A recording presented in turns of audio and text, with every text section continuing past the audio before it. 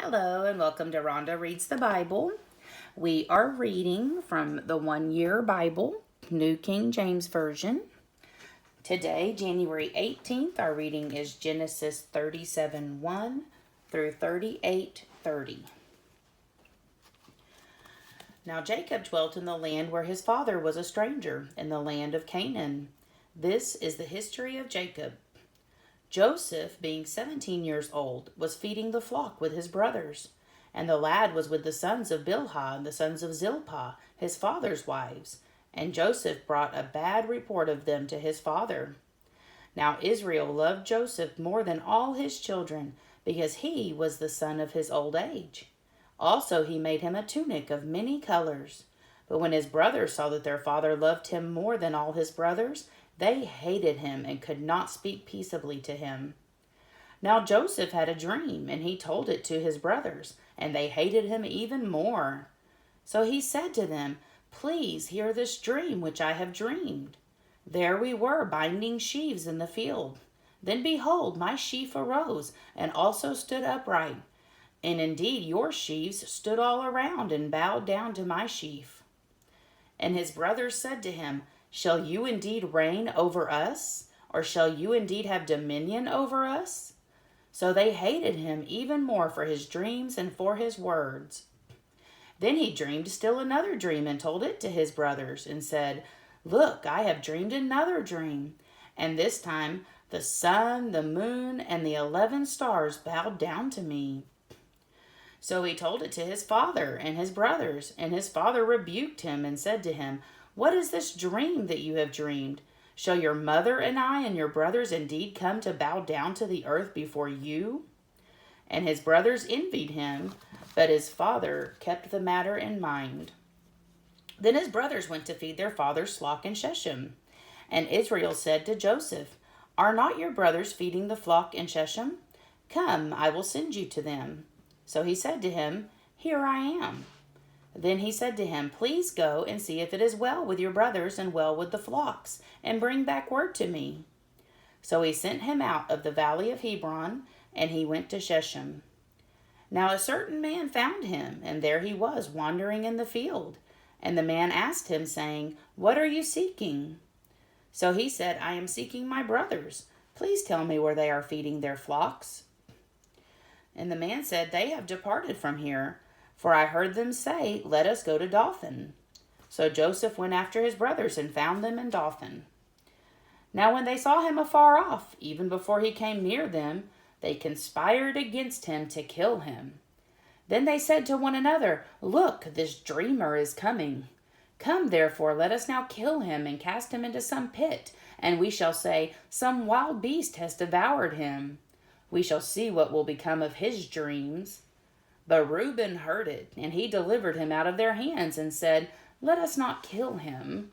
And Reuben said to them, "Shed no blood, but cast him into this pit which is in the wilderness, and do not lay a hand on him, that he might deliver him out of their hands and bring him back to his father."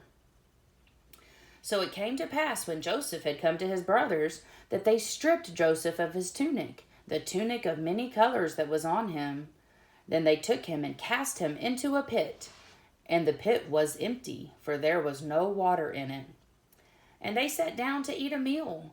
Then they lifted their eyes and looked, and there was a company of Ishmaelites, coming from Gilead with their camels, bearing spices, balm, and myrrh, on their way to carry them down to Egypt. So Judah said to his brothers, "What profit is there if we kill our brother and conceal his blood? Come, and let us sell him to the Ishmaelites, and let not our hand be upon him, for he is our brother and our flesh." And his brothers listened. Then Midianite traders passed by. So the brothers pulled Joseph up and lifted him out of the pit, and sold him to the Ishmaelites for 20 shekels of silver. And they took Joseph to Egypt. Then Reuben returned to the pit, and indeed Joseph was not in the pit, and he tore his clothes. And he returned to his brothers and said, "The lad is no more, and where shall I go?" So they took Joseph's tunic, killed a kid of the goats, and dipped the tunic in the blood. Then they sent the tunic of many colors, and they brought it to their father and said, "We have found this. Do you know whether it is your son's tunic or not?" And he recognized it and said, "It is my son's tunic. A wild beast has devoured him." Without doubt, Joseph is torn to pieces. Then Jacob tore his clothes, put sackcloth on his waist, and mourned his son for many days. And all his sons and all his daughters arose to comfort him, but he refused to be comforted. And he said, "For I shall go down into the grave to my son in mourning." Thus his father wept for him. Now the Midianites had sold him in Egypt to Potiphar, an officer of the Pharaoh and captain of the guard. It came to pass at that time that Judah departed from his brothers and visited a certain Adullamite whose name was Hira. And Judah saw there a daughter of a certain Canaanite whose name was Shua, and he married her and went into her. So she conceived and bore a son, and he called his name She conceived again and bore a son, and she called his name Onan. And she conceived yet again and bore a son, and called his name Shelah. He was at Chezib when she bore him. Then Judah took a wife for his firstborn, and her name was Tamar. But Judah's firstborn, was wicked in the sight of the Lord, and the Lord killed him. And Judah said to Onan, "Go into your brother's wife and marry her, and raise up an heir to your brother." But Onan knew that the heir would not be his. And it came to pass, when he went into his brother's wife, that he omitted on the ground, lest he should give an heir to his brother.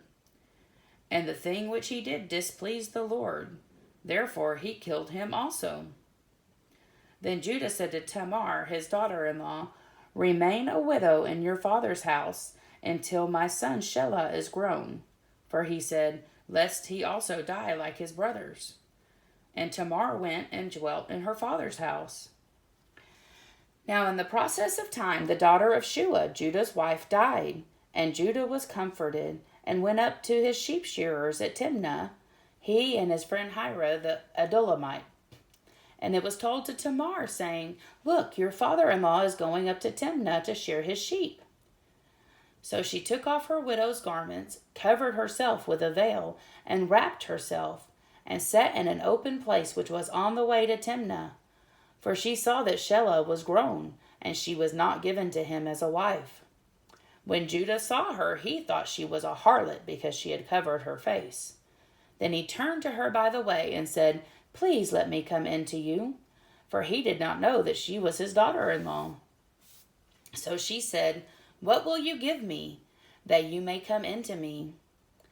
And he said, "I will send a young goat from the flock." So she said, "Will you give me a pledge till you send it?" Then he said, "What pledge shall I give you?" So she said, "Your signet and cord, and your staff that is in your hand." Then he gave them to her and went into her, and she conceived by him. So she arose and went away, and laid aside her veil, and put on the garments of her widowhood. And Judah sent the young goat by the hand of his friend the Adullamite, to receive his pledge from the woman's hand, but he did not find her. Then he asked the men of that place, saying, "Where is the harlot who was openly by the roadside?" And they said, "There was no harlot in this place." So he returned to Judah and said, "I cannot find her." Also the men of the place said, "There was no harlot in this place." Then Judah said, "Let her take them for herself, lest we be ashamed. For I sent this young goat, and you have not found her." And it came to pass about 3 months after that, that Judah was told, saying, "Tamar your daughter-in-law has played the harlot. Furthermore, she is with child by harlotry." So Judah said, "Bring her out, and let her be burned."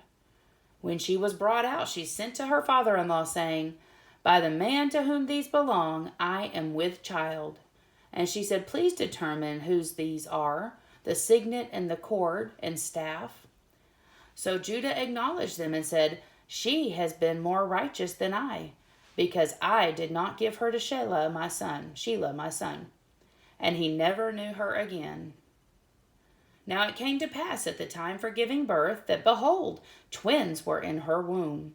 And so it was when she was giving birth, that the one put out his hand, And the midwife took a scarlet thread and bound it on his hand, saying, "This one came out first." Then it happened, as he drew back his hand, that his brother came out unexpectedly. And she said, "How did you break through? This breach be upon you." Afterward, his brother came out, who had the scarlet thread on his hand. This breach be upon you. Therefore his name was called Perez. Afterward, his brother came out, who had the scarlet thread on his hand, and his name was called Zerah.